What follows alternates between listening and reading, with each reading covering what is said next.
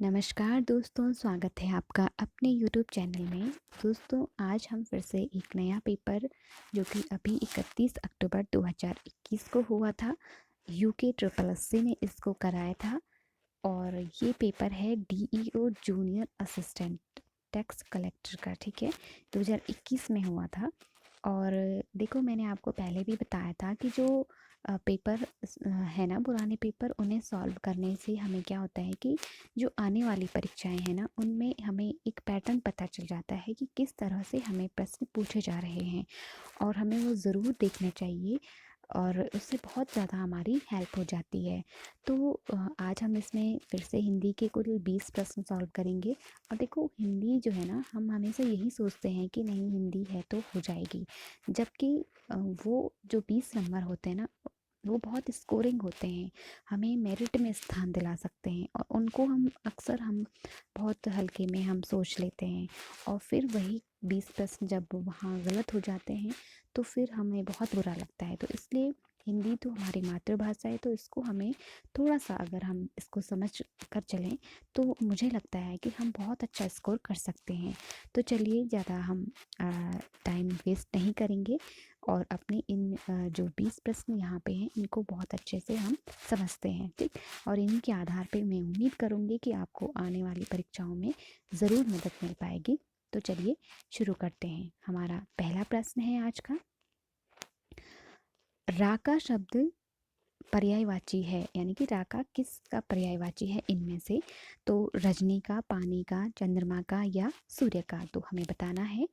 जी बिल्कुल, चंद्रमा का पर्यायवाची है। चंद्रमा को राका के नाम से भी जानते हैं, और इसका ऑप्शन सी सही हो जाएगा, ठीक। दूसरा है हमारा, उक्षिप्त व्यंजन है निम्नलिखित में से उक्षिप्त व्यंजन। तो आपको बताना है कि उक्षिप्त व्यंजन किसे कहते हैं। देखो दोस्तों, मैंने एक वर्णमाला से संबंधित एक वीडियो बनाई है। अगर आपने वो वीडियो अभी तक नहीं देखी है तो आप उसको ज़रूर देख लीजिएगा, क्योंकि देखो, हर एग्ज़ाम में ये वर्णमाला से संबंधित प्रश्न ज़रूर पूछे जाते हैं। तो वहाँ पर मैंने ये सारी चीज़ें बताई हैं कि कौन से व्यंजन को किस नाम से जाना जाता है। तो आप वो ज़रूर जाके देख लीजिएगा, आपको बहुत हेल्प मिलेगी उससे। तो यहाँ पे इसका आंसर है ए, क्योंकि जो ढ और ढ, इनके नीचे आप देख रहे होंगे बिंदी लगी हुई है। तो ये हिंदी की नवीन विकसित ध्वनियाँ हैं। ये आपको मतलब संस्कृत में नहीं मिलेगी, ठीक है। तो हिंदी ने इनको नवीन विकसित किया है, तो इसीलिए इनको उक्षिप्त व्यंजन कहा जाता है, ठीक। अगला है, मैं खाना खाकर सो गया। इस वाक्य में खाकर किस प्रकार की क्रिया है? देखो, सहायक क्रिया, संयुक्त क्रिया, नामबोधक, या पूर्वकालिक क्रिया। देखिए, यहाँ पे मैंने आपको यदि आप जो ये सो गया है ना, यही क्रिया है, ठीक है। इसकी मुख्य क्रिया है सो गया, यानी कि सोना अपने आप में एक क्रिया हो जाएगी, ठीक। और खाकर, यानी कि पहले वो एक काम को कर रहा है, खाना खाकर, फिर दूसरा काम क्या किया उसने? सोने का काम। तो खाना और सोना, यहाँ पे दो क्रियाएं हैं, लेकिन उसने पहले क्या किया? खाना खाया, फिर सो गया। तो यानी कि जो खाकर क्रिया है ना, वो पहले हुई है, तो इसको हम सीधे सीधे कह देंगे पूर्वकालिक क्रिया, ठीक। आगे बढ़ते हैं, पूर्वी हिंदी की बोलियां हैं। तो यहाँ पे पूर्वी हिंदी के अंतर्गत 3 ही बोलियां आती हैं, अवधी, बघेली और छत्तीसगढ़ी, ठीक है। हमारी जो पश्चिम जो हमारी हिंदी है ना, खड़ी बोली, वो पश्चिमी हिंदी के अंदर आती है, और पूर्वी हिंदी के अंदर ये 3 बोलियां आती हैं, ठीक। तो आगे बढ़ते हैं, मीराबाई का की मूल भाषा है। तो मीराबाई की मूलतः जो भाषा थी वो राजस्थानी थी। उनका जो कर्म क्षेत्र था, उनका जो जन्म स्थान था, वो राजस्थान के मारवाड़ क्षेत्र में था। तो उनकी जो भाषा थी वो राजस्थानी थी, ठीक है। हालांकि कुछ ब्रज भाषा के शब्द भी उन्होंने प्रयोग किए हैं, लेकिन मूल भाषा जो पूछी गई है हमें, तो वो क्या थी?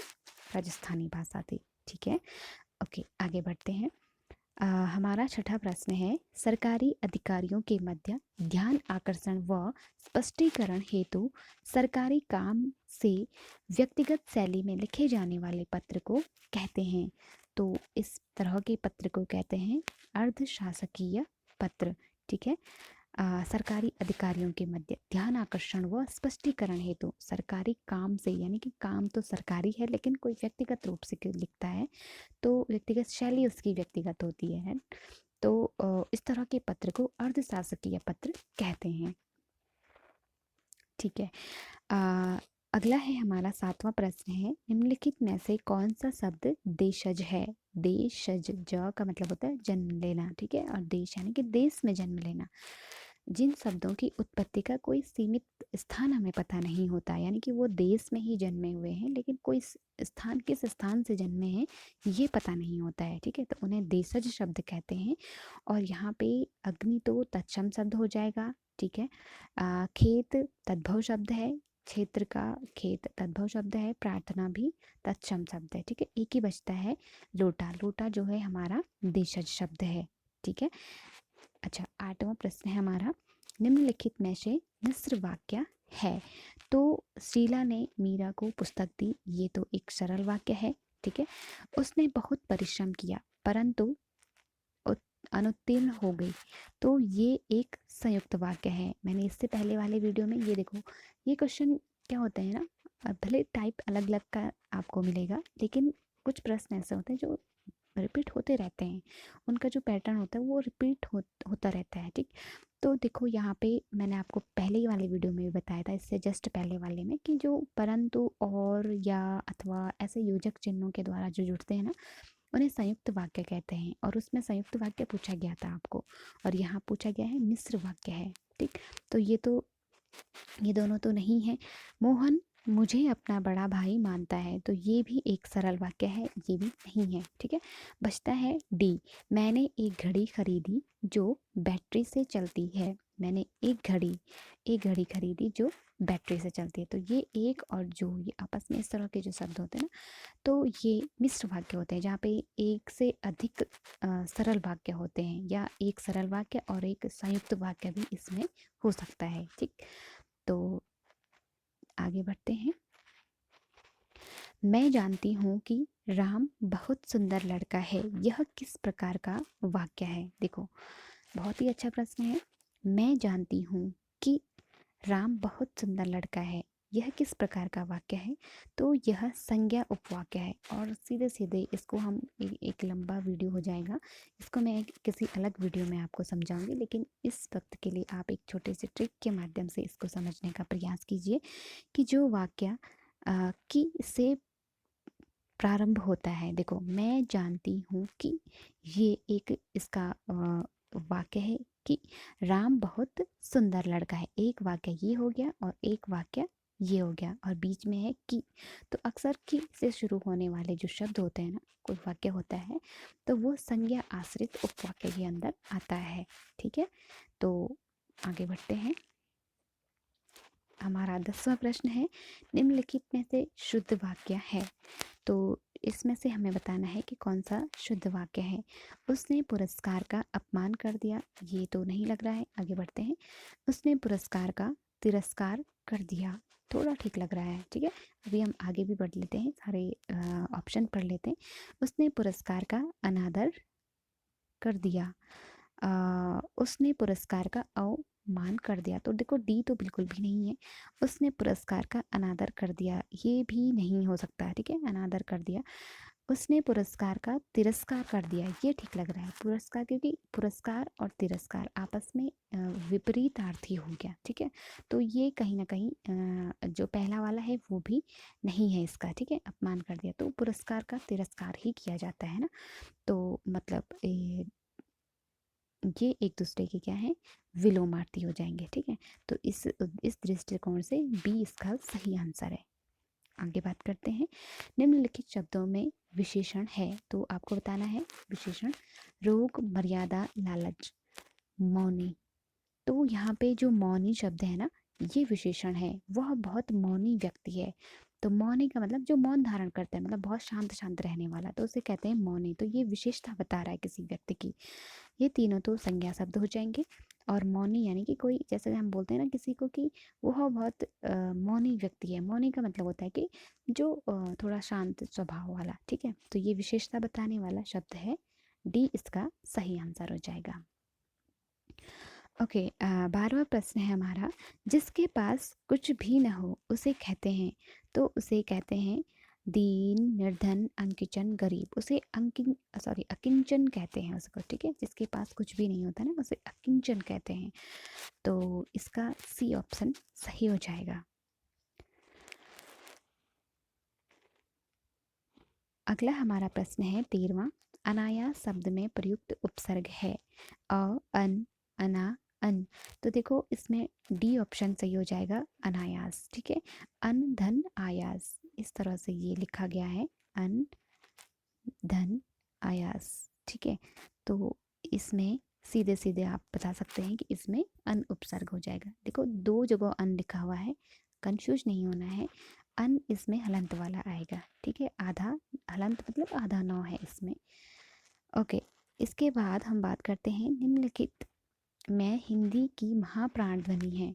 तो महाप्राण ध्वनि मैंने आपको अभी बताया कि जो वर्णमाला वाला वीडियो है उसमें ये चीज़ें भी मैंने आपको बताई हैं। अल्प प्राण क्या होते हैं, महाप्राण क्या होते हैं, अघोष क्या होते हैं, सघोष क्या होते हैं। तो उस वीडियो को आप पढ़ेंगे तो आपको ये सारी चीज़ें समझ में आ जाएगी। इसका सही आंसर है बी, ख और घ। क्योंकि जो किसी भी वर्ग का दूसरा, तीसरा और पांचवा वर्ण महाप्राण होते हैं, ठीक है। तो यहाँ पे ख जो कि दूसरा वर्ण है और घ जो कि चौथा वर्ण है, सॉरी दूसरा चौथा वर्ण क्या होते हैं, महाप्राण ध्वनि होती है, ठीक है। तो ये आपको ध्यान रखना है। तो यहाँ पे बी ऑप्शन इसका सही हो जाएगा। क्रीड़ा शब्द का तद्भव रूप है, क्रीड़ा शब्द का, तो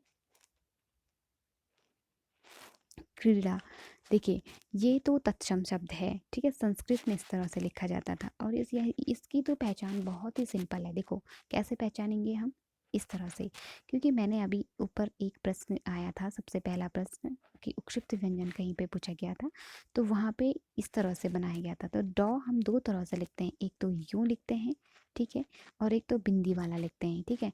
तो जो ये बिंदी वाला होता है ना, ये हमेशा तद्भव में होगा, आपको ये तत्सम में कहीं नहीं दिखेगा।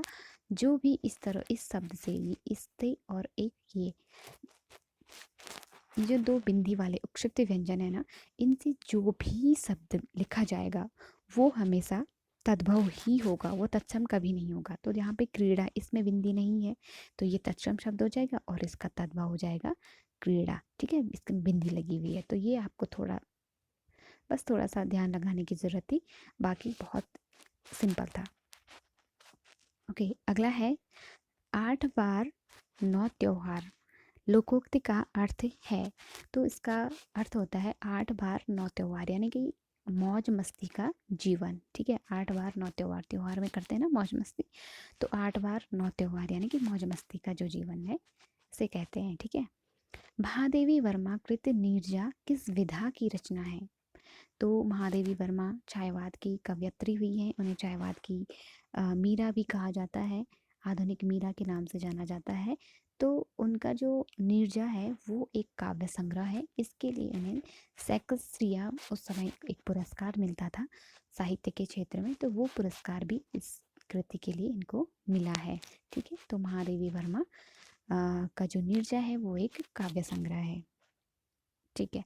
अगला है पर्णकुटी का विलोम होगा। पर्णकुटी, पर्ण का मतलब होता है पत्ता, कुटी का मतलब होता है कुटिया या घर, ठीक है।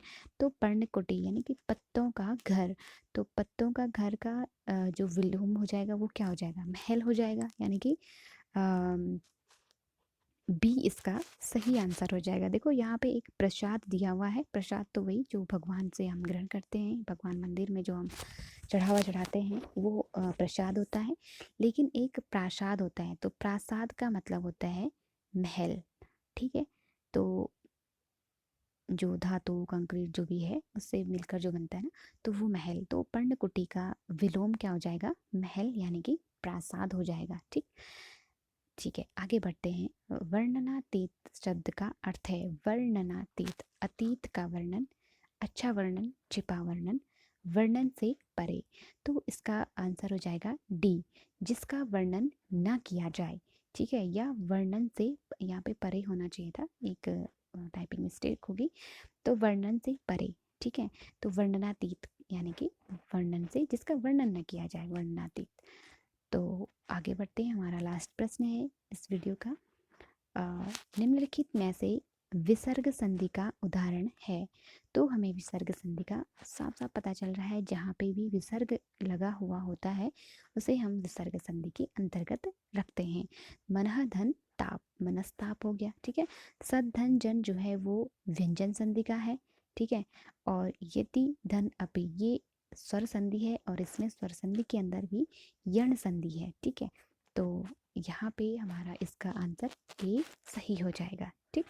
तो ये थे हमारे 20 प्रश्न। उम्मीद करती हूँ कि इन प्रश्नों के माध्यम से आपको अपनी एक तैयारी का पता चला होगा, और किस तरह से आपको प्रश्न पूछे जाएंगे इसमें भी आपको समझने में मदद मिलेगी।